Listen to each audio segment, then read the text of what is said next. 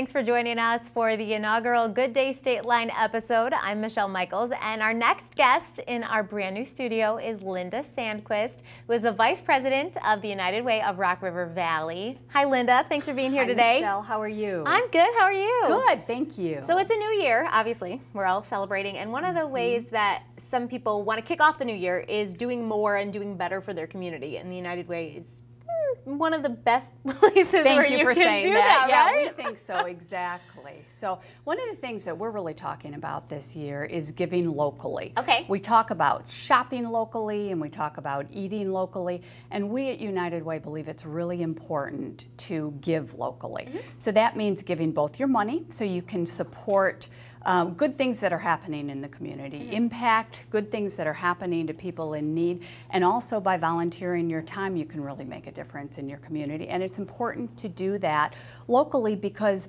then you're giving back right here where we all live and work and play. Absolutely. So one of my New Year's resolutions for real is to volunteer more.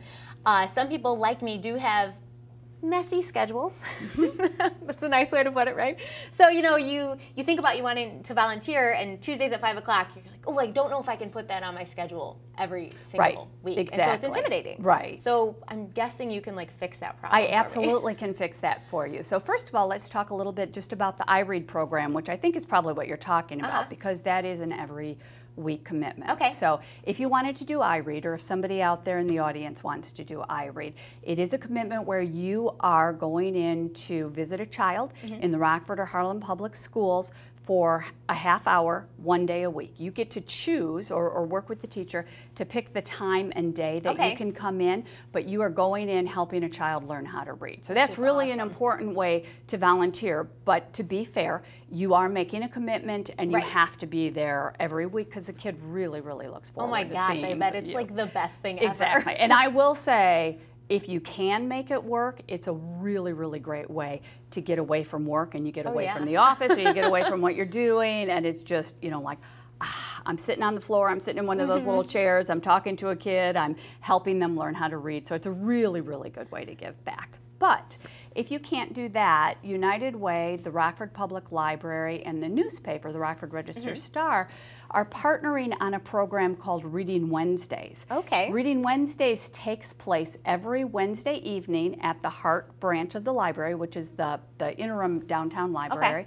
And they're looking for people who can come from 5 to 6 o'clock to read with kids. So they're actually bringing kids over from some Boys and Girls Club, giving them a tour of the library, talking to them about the importance of having a library card, but then they're having adults from the community read to them and do a craft with them. So that's kind of a one and done. Yeah, so that would be fun. a really fun way to be able to volunteer also.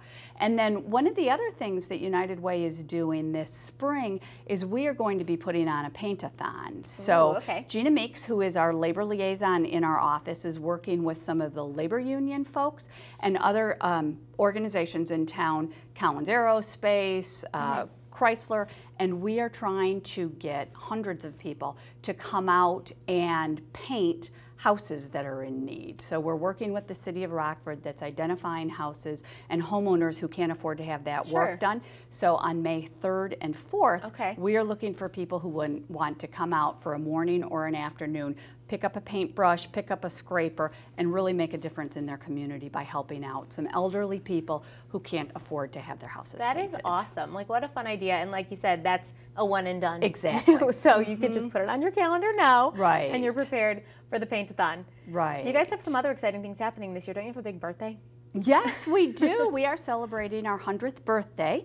December 4th, 2019 is actually the 100th anniversary of our very first meeting. The very first meeting happened at Memorial Hall 100 years ago. People got together and thought, how can we make this community better? How can we try to help everybody raise money to really serve people who are in need? Well, that's awesome. Happy early birthday. Thank you. Thank you very much. I hope I don't look 100. You look great for 100. So if someone can't donate their time, how do they donate money to the United Way? Do yes, they just absolutely. hand it to you, Linda, or how do they do well, it? that always works really, really well.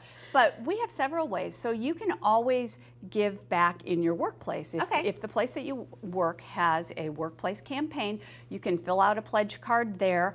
The nice thing about doing it through a workplace campaign is that they're deducting it from your paycheck every week. Okay. So you may never even notice the $5, $10, right. $15 if you want to, give that every paycheck. Yep. You also can go to our website, which is www.unitedwayrrv.org. There's a big Donate Now button on that.